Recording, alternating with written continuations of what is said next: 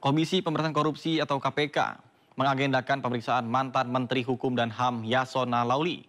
KPK memastikan telah mengirimkan surat pemanggilan terhadap Yasona Lauli.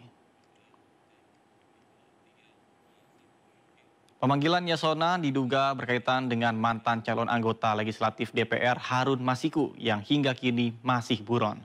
Harun Masiku merupakan mantan calon legislatif PDIP yang diduga menyuap mantan komisioner KPU Wahyu Setiawan agar bisa ditetapkan sebagai pengganti Nazarudin Kimas yang lolos ke DPR namun meninggal dunia.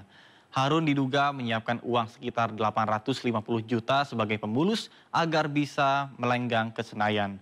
Adapun Wahyu yang divonis dengan pidana 7 tahun penjara telah mendapatkan program pembebasan bersyarat sejak 6 Oktober 2023.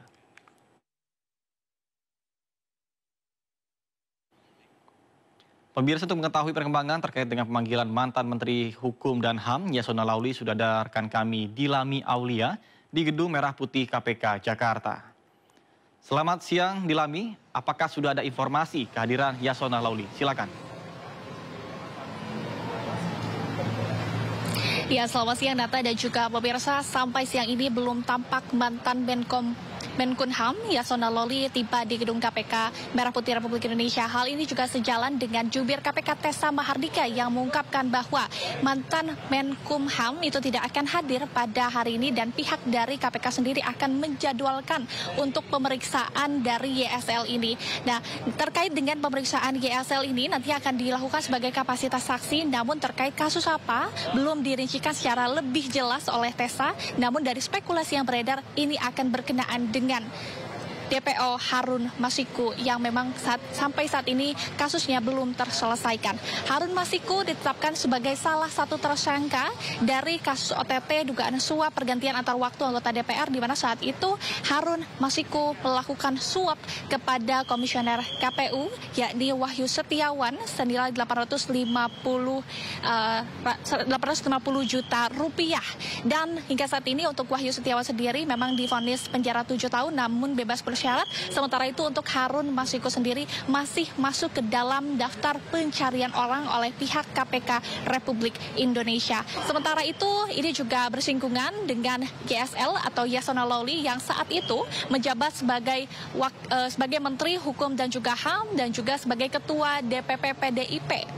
Dan atas kasus OTT yang melibatkan Harun Masiku ini, pihak dari PDIP sendiri membentuk tim hukum yang mana ini diumumkan secara langsung oleh Sekjen PDIP Hasto Kristianto yang mengungkapkan bahwa PDIP tidak ada campur tangan, tidak ada keterlibatan terkait dengan kasus Harun Masiku ini. Namun juga terjadi perbedaan pendapat begitu ya antara YSL atau Yasona Lauli dengan anak buahnya yakni Dirjen Imigrasi, di mana Yasona Lauli mengatakan bahwa mantan calon legislatif dari PDIP Harun Masiku ini sudah belum tiba di Indonesia pada 6 Januari 2020, namun dari Dirjen Imigrasi mengungkapkan bahwa Harun Masiku ini sudah sampai di Indonesia pada 7 Januari 2020. Nah, inilah yang menjadi ada ketimpangan informasi, kemudian ini juga yang nantinya akan digali oleh pihak dari Komisi Pemberantasan Korupsi terkait dengan Harun Masiku yang sampai saat ini masih buron dikarenakan kasusnya belum terselesaikan. Nata. Baik, terima kasih Dilami Aulia melaporkan langsung dari Gedung KPK Jakarta. Selamat bertugas kembali dan salam sehat. Sebelumnya, mantan politisi PDIP Marwarar Sirait menggelar sayembara bagi siapapun yang dapat menemukan buronan KPK Harun Masiku. Marwarar menyebut akan diberikan hadiah sebesar 8 miliar rupiah. Saya akan kasih bonus bagi yang bisa menangkap Harun Masiku 8 miliar rupiah uang pribadi saya.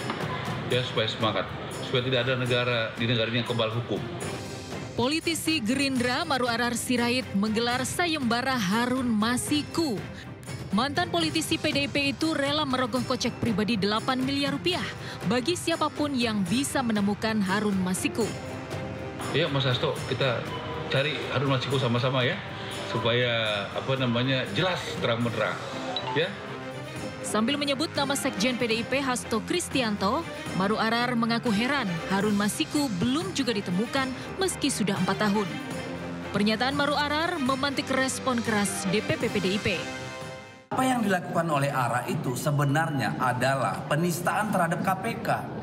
Karena artinya KPK tidak bisa dipercaya untuk melaksanakan kerjanya, sehingga dia harus menghasut rakyat dengan iming-iming 8 miliar untuk menangkap buronan KPK. Jadi ya silakan, harusnya yang protes itu KPK. Kenapa ARA searogan itu, sesongong itu? Terima kasih. 4 tahun berlalu, keberadaan Harun Masiku masih jadi misteri. Buronan KPK ini menghilang sejak Januari 2020 dan merupakan tersangka suap komisioner KPU dalam penetapan anggota DPR. Kasus Harun Masiku disebut-sebut menyeret sejumlah petinggi PDIP. Siapa yang menghilangkan? Ya, kasus apa yang di belakang dia? Apa yang dia urus sama dia, kan gitu. Ya, Mas Hasto, politik itu suci. Tim Liputan iNews melaporkan.